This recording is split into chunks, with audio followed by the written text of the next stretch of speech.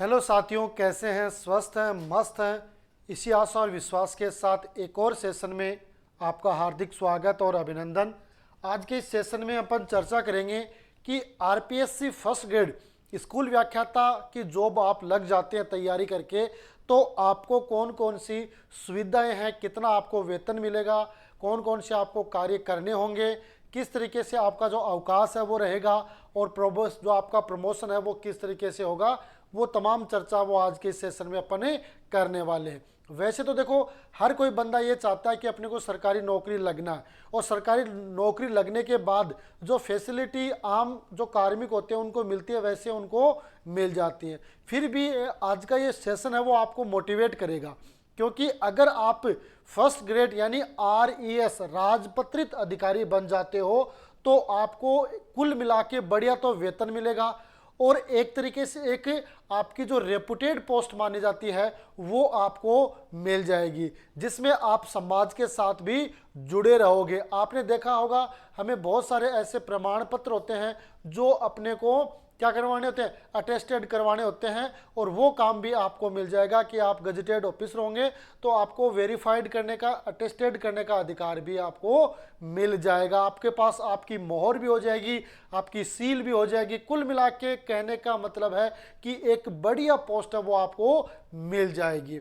तो ये बढ़िया पोस्ट आपको मिलेगी, तो उसमें आपका वेतन क्या होगा, कौन कौन से आपको कार्य करने होंगे, आपकी छुट्टियां किस प्रकार होंगी, साथ में आपका प्रमोशन है के लिए अगला स्टेप है वो क्या रहेगा, किस पद पर आपका प्रमोशन होगा, वो तमाम चर्चा है वो आज के इस सेशन में अपन करेंगे। ठीक है, तो क्योंकि ये चीज़ आपको मोटिवेट करेगी, इसको आधार मान के आप जो भी विद्यार्थी अभी तक तैयारियों में नहीं लगे हुए हैं वो भी तैयारियों करने के लिए क्या हो जाएंगे, शुरू हो जाएंगे। वो लगेंगे भाई अब अपने को ये चीज़ है वो पढ़नी चाहिए। तो आज के इस सेशन को अपन स्टार्ट करेंगे, और कुछ महत्वपूर्ण जानकारियां जिसमें आपके साथ शेयर की जाएंगी। निश्चित रूप से ये सारी चीज़ है वो आपको मोटिवेट करेगी। ठीक है, तो सबसे पहले अपन स्टार्ट करेंगे कि स्टार्ट करने में सबसे पहले, क्योंकि जब आपकी नियुक्ति होती है, क्योंकि भगवान करे जब आपका सिलेक्शन हो जाए फटाफट आपका नियुक्ति पत्र है यानी आपका जो ज्वाइनिंग ऑर्डर है आपको वो मिल जाए, तो तुरंत जब आपकी नियुक्ति होगी, है ना, तो नियुक्ति के बाद क्या प्रक्रिया रहेगी, है ना। सबसे पहले आपकी क्या होगी, नियुक्ति। नियुक्ति के बाद आप जानते हो कि भाई नियुक्ति के बाद है वो क्या होता है, 2 वर्ष तक का आपका प्रोबेशन काल होता है, ये आप जानते हो। 2 वर्ष तक क्या होता है, प्रोबेशन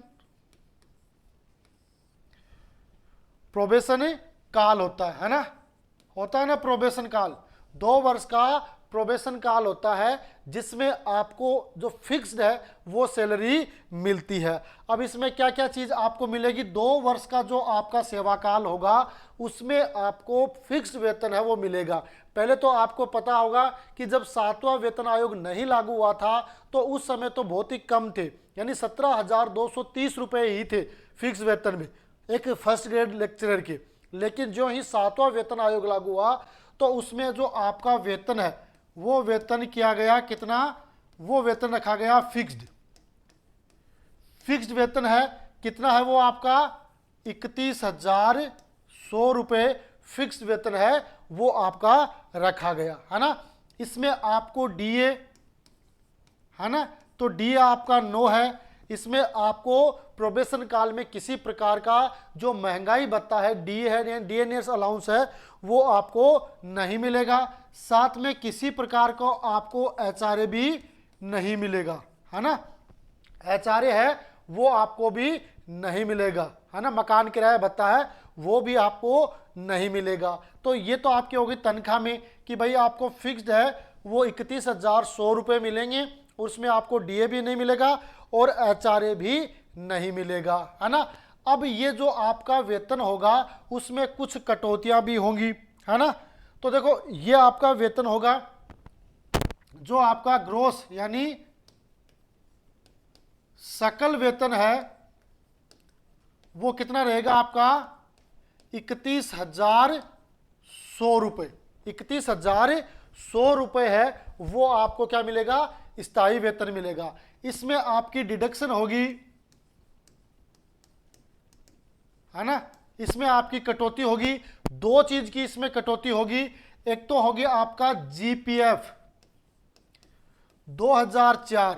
आपको पता होगा पहले ये नियम था कि 2004 के बाद जो भी कार्मिक लगे हैं उनको पुरानी पेंशन नहीं दी जाएगी। उनको क्या सिस्टम था, एनपीएस का जो प्रावधान लागू किया गया था उसमें 10% है वो कार्मिक का कंट्रीब्यूशन होता था और 10% सरकार अपना कंट्रीब्यूशन देती थी। लेकिन उसके बाद जो पिछली सरकार थी उसने राजस्थान में ओल्ड पेंशन स्कीम लागू कर दी और उन्होंने जो 1 अप्रैल 2004 के बाद जो कार्मिक लगे हैं उनके लिए जीपीएफ 2004 के नाम से एक खाता ओपन किया है जिसमें आपको कटौती करवानी होती है। तो जीपीएफ जो अकाउंट 2004 है उसमें जो प्रोबेशन में जो कार्मिक रहेंगे उसके कितने रुपए कटेंगे, उसके 1400 रुपए कटेंगे। वैसे इसकी स्लैब दे रखी है ना, वैसे स्लैब दे रखी है, अपन को स्लैब में वैसे नहीं जाना है, इसमें दे रखी है कि L12 से L14 तक जो कार्मिक हैं,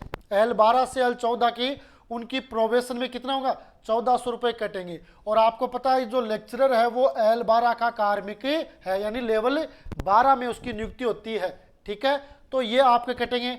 एक सरकार है वो स्वास्थ्य से संबंधित RGHS, है ना, ये स्कीमें दे रखी है। तो RGHS में ये बता रखा है कि भाई आपके कितनी राशि से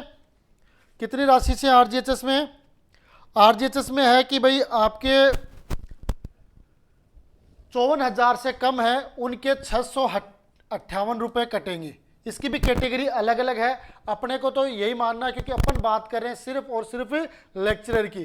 तो उनकी जीपीएफ में फिक्स है कि L12 से L14 के जीपीएफ में 2004 के नाम से जो अकाउंट है उसमें 1400 रुपये कटेंगे और RGHS के 658 रुपये कटेंगे। इसके अलावा इनकम टैक्स भी कट सकता है, लेकिन इनकम टैक्स क्यों नहीं कटेगा, क्योंकि वर्तमान में जो आपकी सरकार है यानी केंद्र सरकार है, इनकम टैक्स विभाग है, उन्होंने 2 स्लैब वो जारी कर रखी है ना। एक तो ओल्ड स्कीम है और एक न्यू स्कीम है। दोनों स्कीम की अगर चर्चा करें और आपको 12 महीने में 31,100 रुपये मिलते हैं तो आपका टैक्स है वो नहीं बनता है ना, क्योंकि ये आपकी राशि 3,17,000 के आसपास आती है और उसमें भी आपको छूट मिल जाती है 75,000 रुपये स्टैंडर्ड डिडक्शन की। तो इस तरीके से आपका टैक्स है वो नहीं बनता है ना। तो ये मानते हुए कि अपन टैक्स नहीं काटेंगे तो ये 2 चीज़ आपको कटानी है। यहाँ पर ऐसा ही कटौती आपकी नहीं होगी, है ना, ऐसा ही कटौती है वो आपकी यहाँ पे नहीं होनी है, इनकम टैक्स भी नहीं होना है। तो 2 चीज़ है वो यहाँ पे आपकी कटौती में शामिल की जाती है। और ये दोनों घटाने के बाद लगभग आपके 29,042 रुपये आपकी नेट सैलरी बनती है। प्रोबेशन में आपकी कितनी बनती है, नेट सैलरी बनती है कितनी, ये डिडक्शन घटाने के बाद, है ना, ठीक है। 31,400 होते हैं उसमें ये डिडक्शन अपने लेस कर देते हैं। इसके अलावा अब ये तो हो गई अपनी वेतन की बात कि प्रोबेशन में आपको इतना वेतन मिलेगा, है ना, आपको ऐसा ही है वो कटौती नहीं होगी, है ना। इसके अलावा इनकम टैक्स भी नहीं कटेगा। 2 कटौती आपको करवानी है। पहले जब एनपीएस सिस्टम था उसमें 10% का कंट्रीब्यूशन था, ये जीपीएफ 2004 वाला सिस्टम नहीं था, इस वजह से अपन एनपीएस कटाते थे, अब अपना जीपीएफ 2004 के नाम से कटौती हो रही है, ठीक है। इसके बाद अपन चर्चा करें आपकी हॉलीडेज।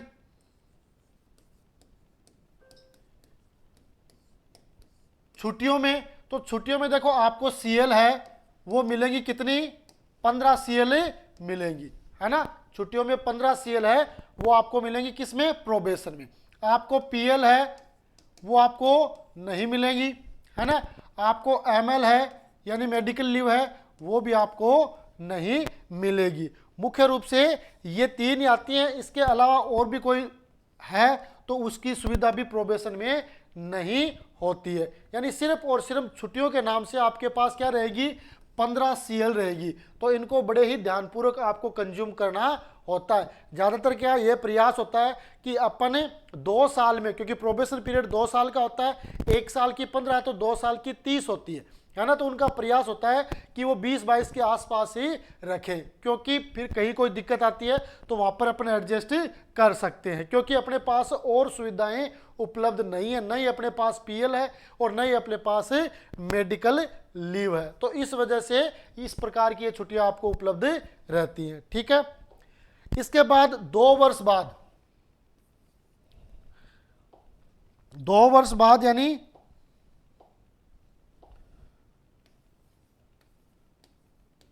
2 वर्ष बाद जब आपका प्रोबेशन पूरा हो जाता है, प्रोबेशन काल पूरा हो जाता है, तब आपको क्या मिलता है ना। तो 2 वर्ष बाद आप L12 के कार्मिक रहेंगे, लेवल में किसी प्रकार का कोई चेंज नहीं होगा। उस समय अगर बात करें अपन आज के सिस्टम की, वर्तमान परिप्रेक्ष्य में बात करें, तो आपका जो बेसिक पे है, बेसिक पे वो रहेगा आपका 44,300, है ना। L12 में 2 वर्ष का प्रोबेशन पूरा करने के बाद जो बेसिक पे होता है वो आपका है 44,300। ठीक है, अब उस 2 वर्ष पूरे होने के बाद आपको क्या मिलेगा, डीए भी मिलेगा, और वर्तमान में डीए कितना है, 53% है ना। कितना है, 53% डीए वर्तमान में इंक्लूड किया जाता है। तो ये राशि हो जाती है आपकी 23,479। कितनी आती है, 44,300 का 53% तो 23,479, है ना। इसके बाद आपको एचआरए भी मिलेगा। एचआरए वर्तमान में है 10%, क्यों, क्योंकि ये 50% से ऊपर हो गया तो 1% बढ़ गया। अगर आप विशेष सिटी में है तो आपका एचआरए है वो 20 हो जाएगा, लेकिन अपन नॉर्मल मानते हैं तो एचआरए 10% है। तो 10% है तो इसके आ जाएंगे आपके 44,30, है ना। कुल मिला के ये 3 चीज है वो आपके इंक्लूड होती हैं, और कुल सैलरी आपकी बन जाती है 72,209। कितनी बन जाती है, 72,209 रुपए आपकी कुल सैलरी, जिसे अपन क्या कहते हैं, ग्रोस सैलरी रहेगी, नेट नहीं रहेगी, क्योंकि अब इसमें से आपकी कटौतियां भी लागू हो जाएंगी। तो ये आपकी ग्रोस सैलरी कितनी रहेगी, 72,209। तो खूब है मेरे हिसाब से, है ना। अब इसमें से डिडक्शन, जो कटौतियां हैं वो कटौतियां होंगी। अब देखो कटौतियों में कौन कौन सी होगी, कि कुछ तो कटौतियां ऐसी होती है जो कंपलसरी होती है, और कुछ अपनी स्वेच्छा से करवा सकते हैं, है ना। अब इसमें देखो पहली कटौती होगी आपकी इनकम टैक्स।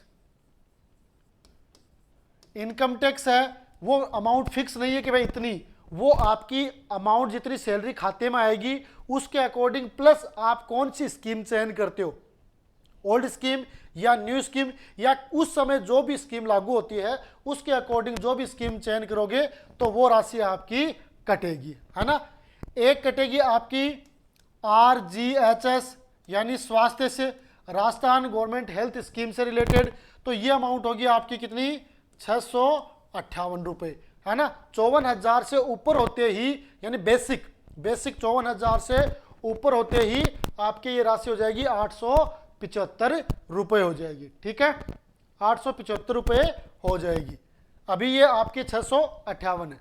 ठीक है, इसके अलावा और क्या कटौती होगी, इसके अलावा एक आपकी SI की कटौती होती है, सबसे बेस्ट मानी जाती है SI की कटौती सेविंग के अकॉर्डिंग, है ना। तो SI की कटौती की अपने पास कई सीरीज स्टार्ट होती हैं, है ना।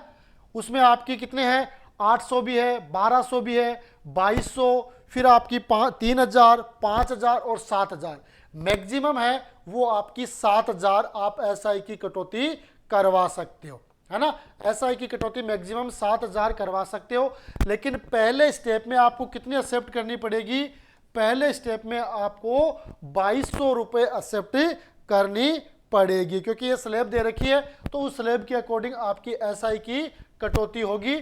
तो ये 2,200 रुपये आपकी SI की कटौती होगी। इसको धीरे धीरे आप बढ़ा सकते हो, फिर 3,000 करो, फिर 5,000, फिर 7,000 तक आप उसको लेके जा सकते हो। SI की कटौती है वो आपको मैक्सिमम करवानी है, क्योंकि इसका बेनिफिट है वो आपको आगे मिलता है। ठीक है, इसके अलावा एक आपका GPF जीपीएफ 2004, अभी तक आप जीपीएफ 2004 में प्रोबेशन में आपने 1400 कटवाए थे, अब आपको कटवाने पड़ेंगे कम से कम 2850 रुपए। कितने कटवाने पड़ेंगे? कम से कम 2850 रुपए आपको कटवाने पड़ेंगे। इससे जीपीएफ को आप आगे कितना भी बढ़ा सकते हो, लेकिन कम से कम है ये, है ना। कहीं में क्राइटेरिया होता ना कि इतने से आप इतनी तो राशि आपको कटवानी ही पड़ेगी। तो ये जीपीएफ 2004 में आपको कम से कम 2850 रुपए आपको कटवाने हैं। इससे ज्यादा भी आप लेके जा सकते हो, कोई दिक्कत वाली बात नहीं है। इसको आप बढ़ा सकते हो, कितनी भी आपकी इच्छा उसके अकॉर्डिंग आप इसे बढ़ा सकते हो। तो ये हो गया आपका इसके कटौती में, है ना। आपको आरजीएचएस हो गया, इनकम टैक्स हो गया, एसआई हो गया, जीपीएफ हो गया, एक जीआईएस होता है ना। ये इंश्योरेंस वाले होते हैं, तो इसमें आपके 350 है, 700 है, 1400 है, 2100 है ना। वो आप अपनी इच्छा से कटवा सकते हो। ये कटवाना कंपलसरी है, लेकिन वो आप पे डिपेंड है, क्योंकि वो 1 साल के लिए होता है ना। जैसे जीपीएफ है, ऐसा ये वो तो आपके हर साल कटते रहते हैं। ये आपका जीआईएस है, वो 1 साल में एक बार ही कटता है। स्टार्ट में अप्रैल मई में ये काट लिया जाता है, और इसमें एक तरीके से ये इंश्योरेंस होती है ना। उसमें इंश्योरेंस बताई गई है कि भाई जैसे आप 2100 रुपये कटाते हो तो 30 लाख का कवर मिलता है आपको, 1400 कटाते हो तो 20 लाख का, है ना, 700 कटाते हो तो 10 लाख का। इस तरीके से वो आपको कवर करती है। तो वो आपकी इच्छा पर है कि आप कितना कटाते हो, है ना। तो ये आपकी मुख्य रूप से कटौतियां हो जाती हैं, ठीक है। आपके इतने वेतन में से ये आपकी इच्छा से, क्योंकि ये तो सरकार काटेगी 658 रुपये, और ये भी काटेंगे 2850। अब इसको आप बढ़ा सकते हो, ऐसा ही है, इसको भी आप बढ़ा सकते हो। जीआईएस है वो आपकी इच्छा से है, वो साल में एक बार करती है। इनकम टैक्स है वो आपके खुद के कैलकुलेशन के अकॉर्डिंग, भाई आपकी सैलरी कितनी हो रही है, कहाँ कहाँ से आपने छूट ले ली, कौन सी स्कीम आप अटेम्प्ट कर रहे हो, न्यू स्कीम या ओल्ड स्कीम, उसके अकॉर्डिंग ये हो जाएगी, ठीक है। तो ये आपकी हो गई डिडक्शन से रिलेटेड, ठीक है। अब आपको प्रोबेशन पूरा करने के बाद छुट्टियों में क्या क्या मिलता है, तो आपको सीएल मिलेंगी, कितनी? 15 सीएल मिलेंगी, है ना, हॉलीडेज के रूप में, है ना। 15 आपको सीएल मिलेंगी, है ना। एमएल है वो कितनी मिलेंगी आपको? एमएल 20 मिलेंगी, लेकिन इसको दिन और रात यानी काउंट किया तो 10 ही होती है, फुल 10 होती है, और हाफ है वो 20 होती है। तो फुल मानते तो ये 10 होती हैं। इसके अलावा आपको पीएल है वो मिलती है 15। ये पीएल है वो आपके खातों में जोड़ती जाती है ना। जब आप रिटायर होते हैं तब आप अधिकतम 300 पीएल तक का जो राशि है वो आप उठा सकते हो। इसलिए लोग ये करते हैं कि भाई इन पीएलों को सुरक्षित रखते हैं। हर व्यक्ति चाहता है कि मेरी सेवा काल जब पूरी हो तो मेरे खाते में कम से कम 300 पीएल है वो बची रहे, है ना। ये अवकाश के रूप में आप भी कहीं पे भी अगर कहीं अपने को दिक्कत होती है तो वहां पे इनको काम में भी लिया जा सकता है, पर अपना प्रयास होता है कि इनको अपन बचा के रखें, और अगर चाहो तो इन 15 पीएल का आप वेतन भी उठा सकते हैं। तो ये चीज आपको मिलती है कब? जब आप प्रोबेशन पूरा कर लेते हो, है ना। सीएल भी 15, मेडिकल भी 20 और पीएल आपको 15 मिलती है। इसके अलावा और जैसे आपको जो सीसीएल वगैरह है महिलाओं को वो भी मिल जाती हैं। इसके अलावा और कोई छुट्टियां होती है ना। अगर आप किसी टूर पे जाते हो, एजुकेशनल टूर, स्कूल का टूर है, तो वो तो डीएल के रूप में काम में करती है, लेकिन मुख्य रूप से आपको ये ही उपलब्ध होती है, ठीक है। समझ गए मेरी बात? यहां तक क्लियर है? अब देखते हैं, आगे आते हैं कार्य यानी वर्क्स। एक स्कूल लेक्चरर को क्या क्या कार्य करने होते हैं, तो उसको पहले तो प्रत्येक सप्ताह में, क्योंकि वो उसकी ड्यूटी है मेन तो पढ़ाने का, प्रत्येक सप्ताह में 33 कालांश है, 33 कालांश है वो लेने होते हैं। प्रत्येक सप्ताह में 33 कालांश है वो उनके निर्धारित है ना। तो एक काम तो ये, अब 33 कालांश तो निर्धारित है ना, लेकिन अगर विद्यालय की परिस्थिति ऐसी है, आपकी पोस्टिंग ऐसी जगह हो जाती है जहां पर स्टाफ कम है, तो आपके कालांश वो बढ़ भी सकते हैं। ये नहीं कि मैं 33 ही लूंगा, है ना। तो उसमें आपको नीचे की क्लास में जैसे 9वीं 10वीं है या 6ठी 7वीं 8वीं कहीं पे भी आपको एडजस्ट किया जा सकता है, वो उस विद्यालय की व्यवस्था पर निर्भर करता है। ठीक है। और साथ में आपको 11वीं 12वीं में भी हो सकता है कि आपकी क्लासें हैं वो बढ़ा दी जाएं, तो वो उस विद्यालय की व्यवस्था पे है, लेकिन आपका जो विद्यालय का टाइम टेबल बनेगा उसमें आपकी 33 क्लास है वो इंक्लूड होंगी, ठीक है।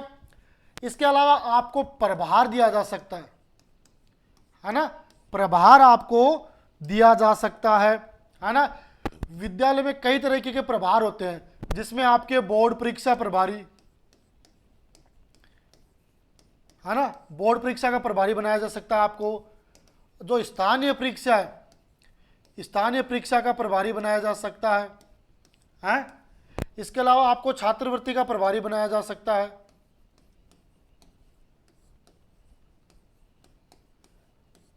ना।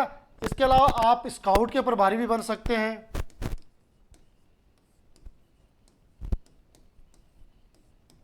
है ना।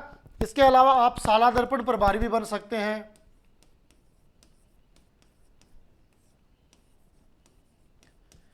है ना, शाला दर्पण प्रभारी। इसके अलावा आप यूडाइस, है ना, यूडाइस के भी आप प्रभारी बन सकते हैं। इसके अलावा और कौन से हैं कि भाई आप बड़ी स्कूलें चल रही है तो महिला है तो उसको सांस्कृतिक प्रभारी भी बनाया जा सकता है।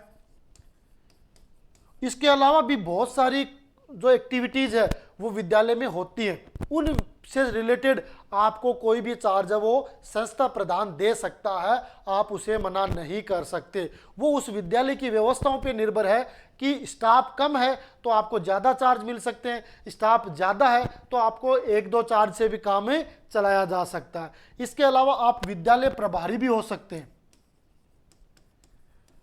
विद्यालय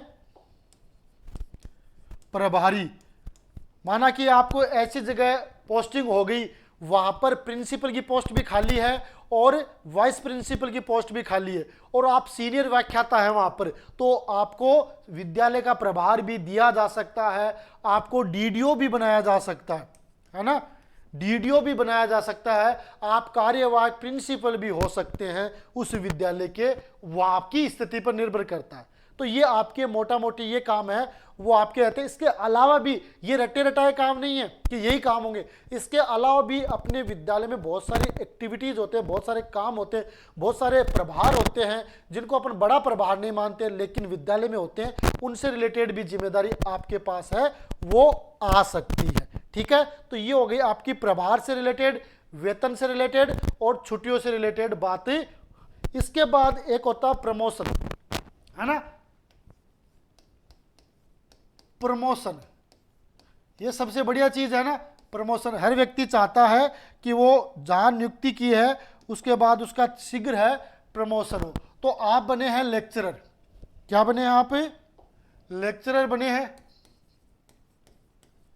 अब लेक्चरर से आप क्या होंगे, आगे जब आपका प्रमोशन होगा तो आप होंगे वाइस प्रिंसिपल। फिलहाल ये पोस्ट है इसलिए मैं बात कर रहा हूं, बहुत सारे लोगों के ये इस तरीके के सुझाव है कि भाई वाइस प्रिंसिपल को, क्योंकि पहले नहीं थी, अभी 2021 में आई है, इसको क्रिएट किया है और अब वापस इस तरीके की मांग है कि इसको हटाया जाए, तो वो अलग बात है। अगर हटेगी तो आगे डायरेक्ट आप प्रिंसिपल में जा सकते हैं, लेकिन अगर करंटली बात करें तो आप लेक्चरर हैं तो आप वाइस प्रिंसिपल बन सकते हैं और उसके बाद आप प्रिंसिपल बन सकते हैं, और प्रिंसिपल के बाद क्या बनोगे आप? डीओ, है ना, सीबीओ कह दो या डीओ कह दो, क्योंकि डीओ और सीबीओ दोनों एक ही रेंज है। पहले ये अलग अलग, भाई पहले अपन क्या होता था, जिले पर ही बैठता था डीओ, आजकल क्या कर दिया, ब्लॉक पे कर दिया और उसका नाम परिवर्तन करके सीबीओ कर दिया। तो आप डीओ बन सकते हो और उसके बाद आप डीडी बन सकते हो, डिप्टी डायरेक्टर, और लास्ट में आप जेडी बन सकते हो, जॉइंट डायरेक्टर, है ना। इस तरीके से आपका प्रमोशन है वो इस पोस्ट से आगे तक हो सकता है। तो अगर आप छोटी उम्र में लेक्चरर बनते हो तो आगे आप जेडी तक भी जा सकते हो, है ना, जेडी तक भी जा सकते हो, इस तरीके का काम अगर आप करते हो तो, ठीक है। तो आज के इस सेशन में अपन ने ये 4 महत्वपूर्ण पॉइंट्स पे चर्चा की है। निश्चित रूप से ये चारों ही पॉइंट है वो आपको मोटिवेट करेंगे और मोटिवेशन के साथ आप आगे की तैयारियों में लग जाएंगे। आज की ये जानकारी आपको कैसी लगी इसके बारे में भी आपको कमेंट करके बताना है, और अगर ये जानकारी आपको अच्छी लगती है तो वीडियो को शेयर करना है, चैनल को सब्सक्राइब करना है और साथ में बेल आइकन को भी प्रेस करना है, ताकि हमारे द्वारा जब भी कोई वीडियो अपलोड किया जाता है तो उसका नोटिफिकेशन है वो आपको सबसे पहले मिल सके। ठीक है, इसी आशा और विश्वास के साथ आज के सेशन में इतना ही। मिलेंगे अगले सेशन में, तब तक के लिए जय हिंद, जय भारत।